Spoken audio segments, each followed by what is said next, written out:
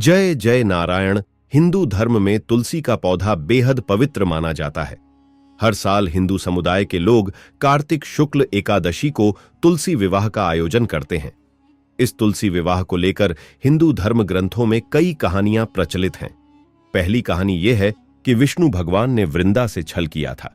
विष्णु पुराण के अनुसार वृंदा तुलसी देवी का अवतार मानी जाती है। कथा के अनुसार एक समय दैत्यों के राजा जलंधर ने तीनों लोकों में आतंक मचा रखा था। वह अपनी पतिव्रता पत्नी वृंदा के अजेय था। कहते हैं तब भगवान विष्णु ने एक छल किया और जलंधर का रूप धरकर वृंदा का पतिव्रता धर्म भंग कर दिया, जिसके फलस्वरूप जलंधर भगवान शिव के हाथों मारा गया। पतिव्रता धर्म भंग होने और अशुद्ध हो जाने के बाद वृंदा ने न केवल आत्मदाह कर लिया बल्कि भगवान विष्णु को पत्थर हो जाने का शाप दे दिया।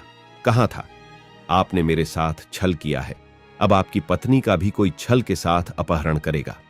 इतना ही नहीं, आपको भी अपनी पत्नी के वियोग में दुख सहना होगा। इस श्राप के बाद वृंदा अपने पति जलंधर के साथ सती हो गई थी। सती होने के बाद राख से तुलसी के पौधे का जन्म हुआ। बाद में भगवान विष्णु को अपने की पर दुख हुआ। उन्हें लगा कि उन्होंने वृंदा का पतिव्रता धर्म तोड़कर अच्छा नहीं किया है। भगवान विष्णु ने वृंदा को आशीष दिया कि तुलसी के रूप में वह हमेशा उनके साथ मौजूद रहेगी। यही नहीं, हर साल कार्तिक शुक्ल एकादशी को शालिग्राम के रूप में उनका विवाह तुलसी के साथ संपन्न होगा। ऐसा करने वालों की वह हर मनोकामनाएं पूर्ण करेंगे। कहा जाता है कि तभी से लोग तुलसी का विवाह करने लगे। भगवान विष्णु ने वरदान दिया कि तुलसी का विवाह उनके शालिग्राम स्वरूप से होगा और उनकी पूजा में तुलसी के बिना अपूर्ण होगी। तभी से विष्णु रूपी शालिग्राम का विवाह वृंदा यानी तुलसी से होता है। भगवान विष्णु के इस रूप को ही शालिग्राम कहा जाता है। इस पर्व को लेकर एक लोक कथा भी प्रचलित है। कहा जाता है कि एक समय की बात है, एक परिवार में ननद और भाभी थीं। ननद की अभी शादी नहीं हुई थी। वह हर दिन तुलसी के पौधा की सेवा करती थी, लेकिन भाभी को यह बात पसंद नहीं थी। भाभी कई बार नाराज होकर कह दिया करती कि तुम्हारा विवाह होगा तो तुम्हें खाने में तुलसी ही दिया करूंगी, यही तुम्हें दहेज के रूप में भी दूंगी। कई साल के बाद जब ननद की शादी हो गई तो भाभी ने बारात के सामने तुलसी का एक गमला फोड़-ढाश कर रख दिया, लेकिन यह गमला एक स्वादिष्ट व्यंजनों में बदल गया।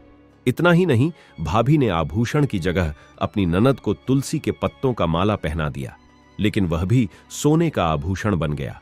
इन घटनाओं को देखकर भाभी आश्चर्य में पड़ गई। इसके बाद से वह तुलसी की पूजा करने लगी। तुलसी विवाह की एक और कथा प्रचलित है।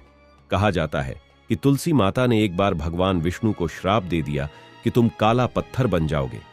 इस श्राप से मुक्ति पाने के लिए भगवान विष्णु ने खुद को शालिग्राम पत्थर के रूप में अपना अवतार लिया। इसके बाद उन्होंने तुलसी माता से शादी की। तुलसी माता को माता लक्ष्मी का अवतार भी माना जाता है।